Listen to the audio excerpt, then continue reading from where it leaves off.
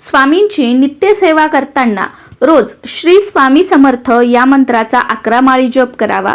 श्री स्वामी चरित्र सारामृत या ग्रंथाचे रोज क्रमशः 3 अध्याय वाचावेत। म्हणजे आज समजा पहिला, दुसरा, तिसरा अध्याय वाचला तर उद्या चौथा, पाचवा, 6वा अध्याय वाचावा। तिसऱ्या दिवशी 7वा, 8वा, 9वा अध्याय वाचावा।